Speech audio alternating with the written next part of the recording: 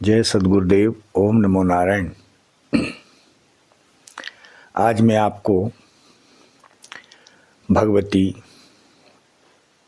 शाकंभरी देवी साधना, यह साधना जीवन की बहुत ही महत्वपूर्ण साधना मानी गई है। पुराणों में विशेष करके देवी भागवत में शाकंभरी देवी की कथा बहुत विस्तार से है। भगवती शाकंभरी की साधना करने का सौभाग्य मुझे प्राप्त हुआ तब जब मुझे जीवन में आवश्यकता पड़ गई थी। किसकी? अन्न और जल की। जी हाँ, ये बहुत पुरानी बात है। जब मैं हिमालय में साधना कर रहा था तो 3-4 दिन तक मुझे वहाँ भोजन प्राप्त नहीं हुआ था और मुझे बहुत भूख सता रही थी।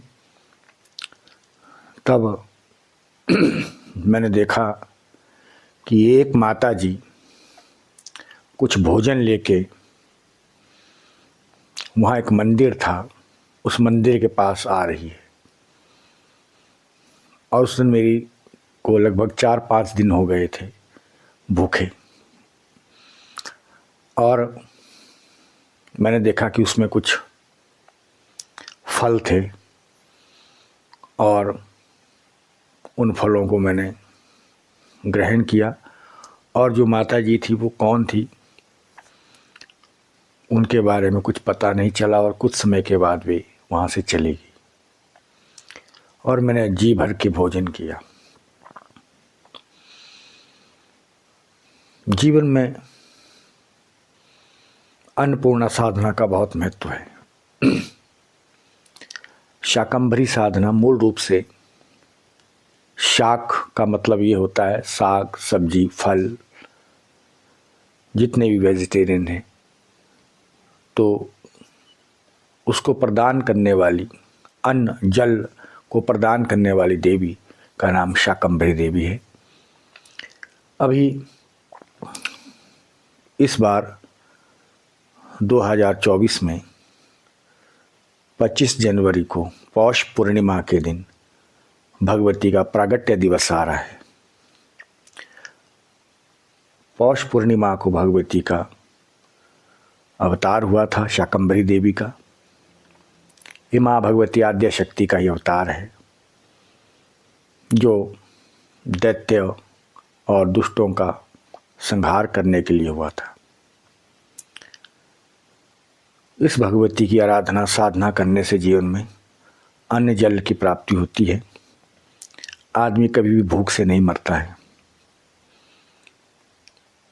और उसको जीवन में हर प्रकार से अन्नपूर्णा की कृपा प्राप्त होती रहती है। कभी भी जीवन में कहीं भी यदि वृष्टि ना हो रही हो, जल ना हो, अन्न ना हो, खाद्य पदार्थ ना हो और सूखा पड़ गया हो, प्राकृतिक आपदाएं आ रही हो, तो उस समय विशेष में इस भगवती महादेवी शाकंभरी की साधना एक उपाय बचता है। जो व्यक्ति शाकंभरी देवी की आराधना शुद्ध और सात्विक भाव से करता है और विशेष करके पौष पूर्णिमा को इस भगवती की आराधना, पूजन, अर्चन, कथा श्रवण, सत्संग करता है, तो निश्चित मानिए उसके जीवन में भगवती शाकंभरी की कृपा प्राप्त होती है और उसके जीवन में अन्न की कोई कमी नहीं रहती। जल के स्रोत उसे प्राप्त होते हैं यदि वो अच्छे ढंग से, एकाग्रता से, श्रद्धापूर्वक भगवती शाकंभरी की आराधना करता है या भगवती की मन लगा करके शाकंभरी देवी की कथा सुनता है, तो उसके जीवन में हर प्रकार की अन्नपूर्णा की कृपा प्राप्त होती है। क्योंकि अन्नपूर्णा यदि जीवन में नहीं है तो हमारा जीवन नहीं होगा। इसीलिए अन्नपूर्णा का एक भव्य स्थान काशी में भी है। और जितने भी हमारे ऋषि मुनि योगी यति साधक हुए हैं, सब ने अन्नपूर्णा की साधना की है। और मैंने भी एक बार अपने सद्गुरुदेव से प्रार्थना की थी कि कौन सी ऐसा साधना जिससे जीवन में अन्न की कृपा बनी रहे, अन्नपूर्णा माँ की कृपा बनी रहे। तो उन्होंने कहा था कि आप शाकंभरी साधना करिए। और मैंने ये साधना की और मुझे इसका ये फल मिला कि मेरे जीवन में कभी भी मैं भूखा नहीं, प्यासा नहीं सोया। क्योंकि भूख और प्यास ये जीवन के एक ऐसे तत्व हैं जिनकी आपूर्ति ना हो तो मनुष्य जीवन बिल्कुल खोखला होता है। और जिन पर माँ शाकंभरी अन्नपूर्णा की कृपा होती है, उनको जीवन में पौष्टिक आहार भी मिलता है और जल भी मिलता है। भूख और प्यास से तड़प के वो नहीं मरेगा। इसीलिए भूख और प्यास को मिटाने की शक्ति देती है भगवती शाकंभरी और पूरी व्यवस्था कर देती है माँ।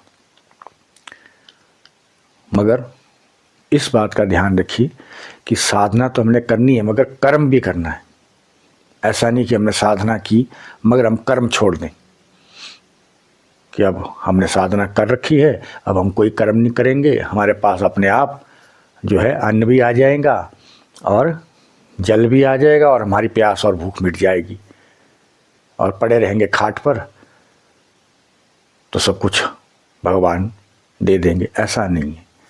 कर्म तो करना है और कुशलतापूर्वक कर्म करना है, मेहनत करनी है, लेकिन उसके साथ साथ दैविक सहायता भी हमें, माँ की कृपा भी हमें मिले, उसके लिए हम शुद्ध सात्विक भाव से माँ शाकंभरी देवी की आराधना करनी, साधना करनी है।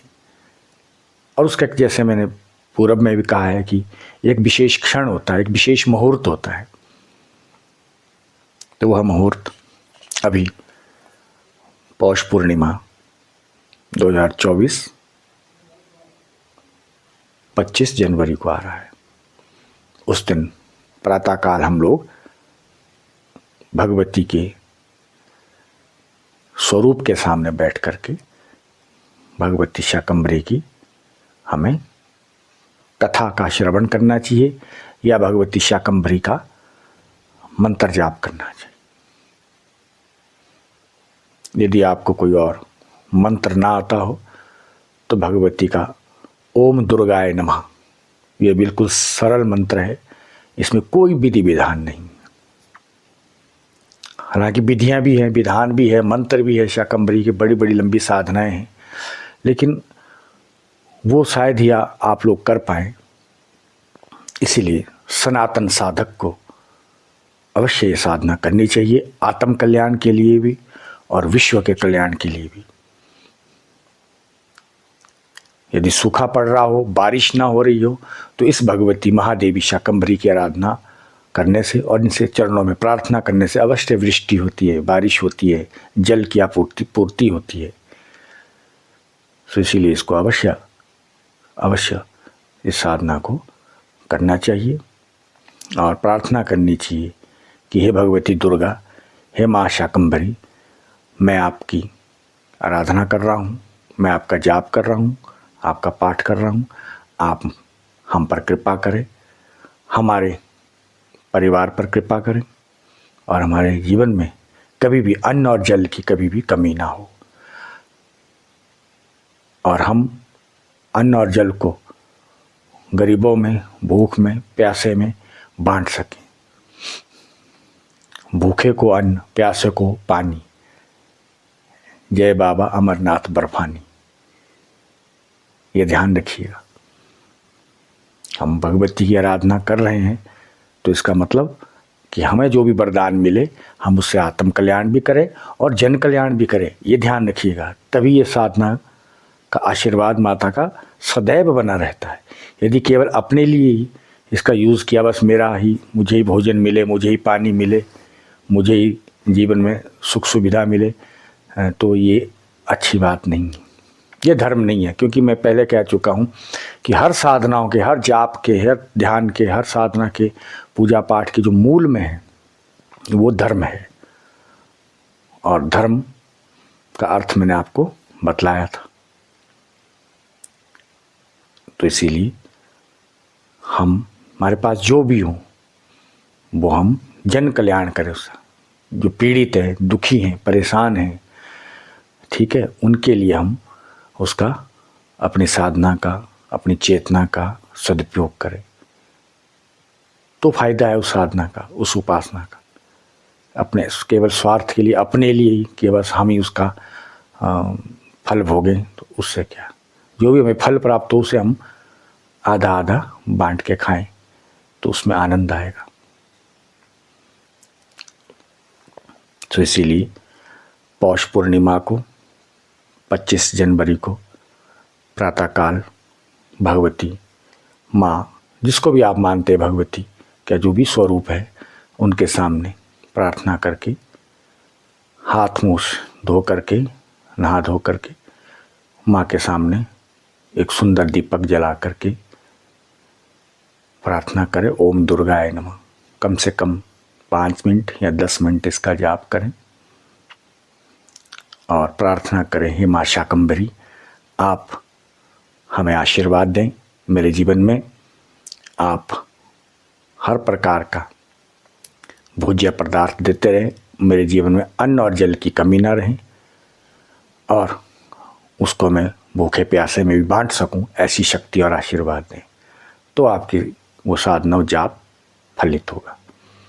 और बाकी कर्म नहीं छोड़नी, मेहनत नहीं छोड़नी, ठीक है। तो इसलिए इसको राइट मैसेज लें और इस पौष पूर्णिमा को, उस दिन आप पूजा पाठ, दान, व्रत, जप जो करते हैं कर सकते हैं, लेकिन मूल रूप से वो शाकंभरी दिवस है, शाकंभरी भगवती का जन्मोत्सव है, जो बड़े हर्षोल्लास से मनाया जाता है। और मैंने अपने जीवन में ये साधना की है और हर वर्ष करता हूँ, चाहे 5 मिनट, चाहे 10 मिनट, चाहे आधा घंटा। और शाकंभरी देवी के हमारे भारतवर्ष में कई शक्तिपीठ भी हैं और बाकी की विस्तार से शाकंभरी देवी की कथा देवी भागवत पुराण में है, उसमें आप पढ़ सकते हैं या श्रवण कर सकते हैं। आज इतना ही। भगवती शाकंभरी का आपको आशीर्वाद प्राप्त हो, आपका जीवन आनंदमय हो, सुखमय हो, प्रेममय हो, भक्तिमय हो। ऐसा ही भगवती शाकंभरी के चरणों में प्रार्थना करता हुआ अपनी वाणी को विराम देता हूँ। ओम नमो नारायण।